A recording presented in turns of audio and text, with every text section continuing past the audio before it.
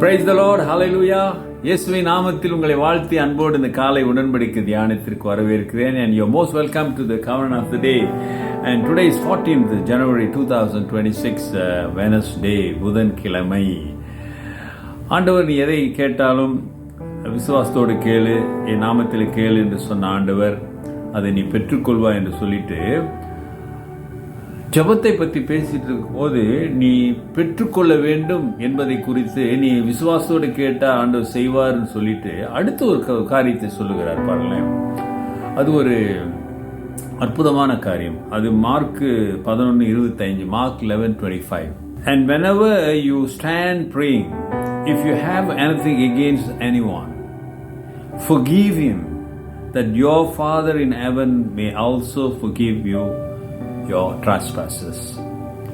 நீங்கள் நின்று ஜெபம் பண்ணும்போது ஒருவன் பேரில் உங்களுக்கு யாதொரு குறை உண்டா இருக்குமானால் பரலோகத்தில் இருக்கிற உங்கள் பிதா உங்கள் தப்பிதங்களை உங்களுக்கு மன்னிக்கும்படி அந்த குறையை அவனுக்கு மன்னியுங்கள்.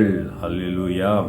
நீ ஜெபிக்கிறதுக்கு முன்னே உன் ஜெபம் கேட்கப்பட வேண்டுமானால் நல்லா கவனிங்க அருமையானவர்களே. கர்த்தர் என்ன சொல்றாரு, உன் ஜெபம் கேட்டு அது பதில் கொடுக்கணும்னு நீ நினைச்சனா ஜெபிக்கிறதுக்கு முன்னே ஆண்டவர் சொல்றாரு, நீ ஜெபத்துல நிக்கிறதுக்கு முன்ன உன் சகோதரர் மேல யார் மேலேயாவது உனக்கு பகை இருக்குமானால் குறை இருக்குமானால் உங்களுடைய குற்றங்களை ஆண்டவர் மன்னிக்கும்படியும் அதே வேளையில அவங்களுடைய குற்றத்தை நீங்கள் மன்னிக்கும்படி ஜெபிங்க அப்படின்னு சொல்றாரு. ஹல்லேலூயா.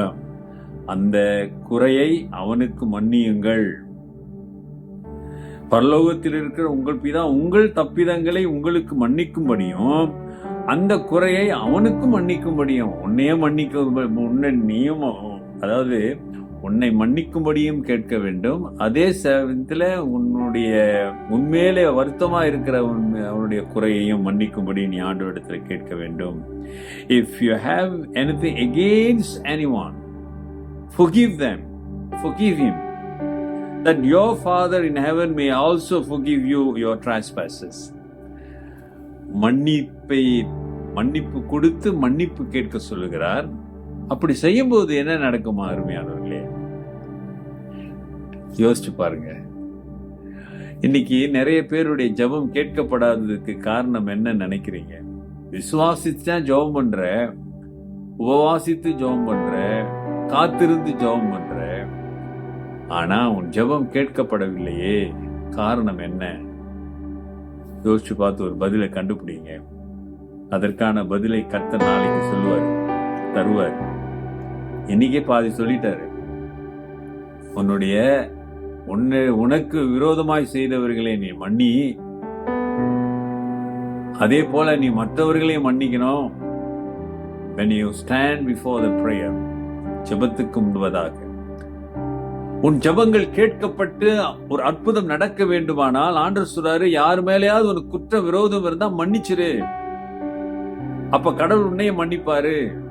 மன்னிக்காதவனுடைய ஜெபத்தை கர்த்தர் கேட்பதில்லை. இதனுடைய பொருள் அதுதான். எங்கள் கடன்காரர்களை நாங்கள் மன்னிக்கிறது போல எங்கள் பாவ குற்றங்களை எங்களுக்கு மன்னியும். அருமையான சகோதரனே, சகோதரியே, உன் ஜெபம் கேட்க வேண்டுமா? உன் வாழ்க்கையில் ஒரு அற்புதம் நடக்க வேண்டுமா? உன் ஜெபம் ஆசீர்வாதங்களை கொண்டு வர வேண்டுமானால் மன்னித்து விடு, மறந்து விடு. ஜெபிப்போம். நல்ல ஆண்டவரே, இந்த காலை வேளையில உன் சமூகத்திலே வருகிறோம். இன்றைக்கு ஒப்பு கொடுக்கிற பிள்ளைகள் வாழ்க்கையில ஒரு அற்புதம் செய்யுங்க. மன்னிக்கிற சிந்தையை கொடுங்க. அந்த உள்ளம் மாறுகின்ற அந்த காரியத்தை ஒவ்வொருவருக்கும் கொடுங்க ஆண்டவரே. மன்னித்து மறந்து உம்முடைய ஆசீர்வாதத்தை பெற்றுக்கொள்ள உதவி செய்யுங்க. உன் நாமத்திலே நான் ஆசீர்வதிக்கிறேன். எல்லா துதிகான மகிமை உனக்கு உண்டாகட்டும் அப்பான்னு சொல்லி உன் பாதத்திலே விடுகிறவர்களுடைய ஜெபத்தை கேட்டு அவங்க வாழ்க்கையிலே சமாதானம், சந்தோஷத்தை கொடுங்க.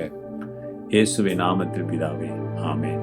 நமது ஆண்டவராகிய இயேசுவுடைய கிருபை, பிதாவின் அன்பு, பரிசுத்தாவின் ஐக்கியம் உங்களோடு உங்களை ஆசீர்வதித்து காப்பதாக. என் ஆத்துமாவே கர்த்தரை ஸ்தோத்திரி, என் முழு உள்ளமே அவர் பரிசுத்த நாமத்தை ஸ்தோத்திரி. என் ஆத்துமாவே கர்த்தரை ஸ்தோத்திரி, அவர் செய்த சகல உபகாரங்களை மறவாதே.